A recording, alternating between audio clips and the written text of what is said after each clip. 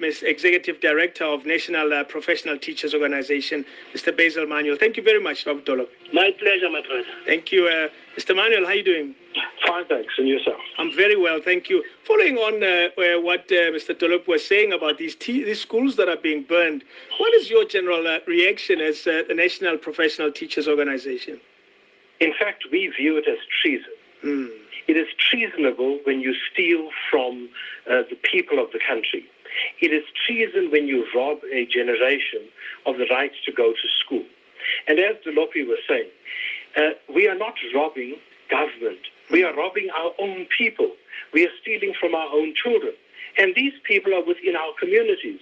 So communities need to take action against these criminals that they are sometimes being hidden away within our community homes. But this is definitely an act of treason, and our law enforcement agencies need to look very carefully at people who destroy the infrastructure of the country.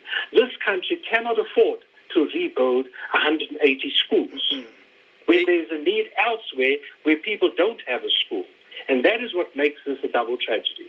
And naturally, this will have a direct impact on the academic year for particularly those schools. But COVID-19 has obviously also impacted on the academic year. That whenever that is, whenever we go back to what may be regarded as the new normal life, what do you anticipate, and what conversations are you having with the national government with regards to the academic year?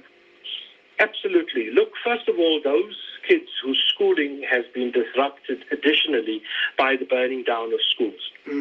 Some of their records have been destroyed. There's nothing left there.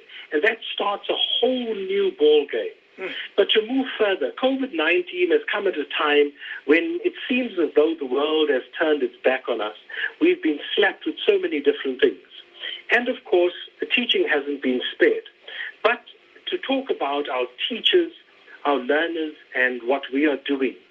At first, our teachers need to rest assured that NAPTOSA as a union, and other unions too, have been engaging with the education department on a regular basis.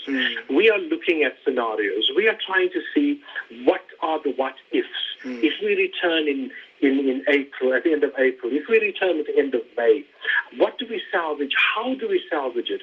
How important is it to ensure that the matriculants get through? But equally so, how important is it that the grade ones get back into school so that they can pick up and learn to read? So there are many, many things that we are involved in.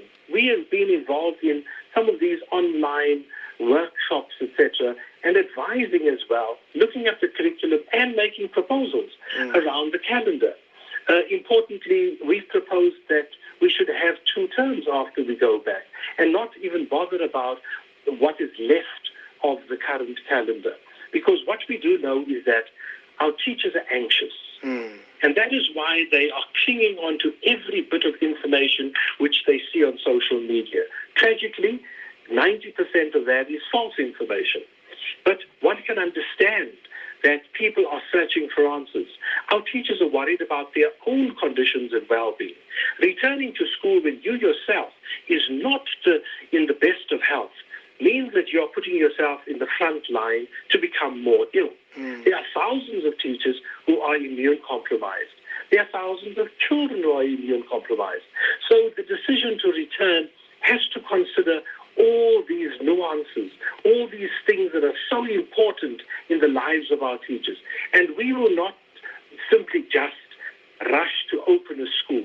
We want to see that every child's life and every teacher's life is important for NAPTOSA. Because once the schools are reopened, whenever that will be, we'll also be dealing with sanitization of schools and decongesting of classrooms and things like that. And what are your thoughts in that regard? Because even if it's 30 kids in the school, the social distancing still has to apply, because once the lockdown is over, coronavirus continues. And what happens beyond that point? Absolutely, and this is another very important one that I want to reassure our teachers on. We are talking about the issues of the sanitization of schools, the deep cleaning of schools, ensuring that our frontline staff have the necessary protective gear. Ensuring that we have a testing regime at schools, ensuring that before we let any child in, that child has been checked to see if that child isn't running a temperature which may suggest that there's an underlying problem. And the Education Department has been stellar at this in ensuring that we are engaging on these issues, and provision is being made to ensure that every school has these startup kits so that when we return, we are able to ensure that every child is safe. But then there are some other realities, and you mentioned one of those is the social distancing. Tolopi mentioned 60 and 70 kids per class. Yeah. How is that going to be possible? How is social distancing in that environment going to be possible? And many schools, there are schools that were built in the early 1900s that were never designed for even 30 children per class, let alone 60 and 70. So social distancing is becoming the big debate, and how to ensure that we keep our children safe, even though we may have them back there. Because as you so correctly said, the end of lockdown doesn't mean the end of COVID-19. And that is where one of our biggest problems will lie, is to ensure the safety of every child. So it may happen that we may have to select grades to return. It may happen that we have to be far more creative and about how we conduct our lessons. But there are limitations, and those limitations are being highlighted by COVID-19. What COVID-19 has done is it has simply just shown us how unequal a society we are. It has shown us that notwithstanding every good intention in the world of having lessons on radio and lessons on television and social media, etc., there are some that will, and there's some, the majority, that won't and can't. And this is what it has highlighted. Yeah, as a union leader and a leader in with regards in the teaching space, what is the unique role that as an organization you're playing during the lockdown, and particularly in preparation for life after lockdown? Very importantly, at first, our members. We've been trying to keep our members informed. Of course, trying to also calm the fears out there, but also to educate and ask our teachers to educate further, because the teachers are in a unique position of having a lot of influence. Now, over and above what I'm talking about, social media, etc., and teachers doing lessons and things, there are thousands of teachers who, with their own money, are sending out messages to learners, etc. And we are saying, if you are doing that, include in that a safety message as well.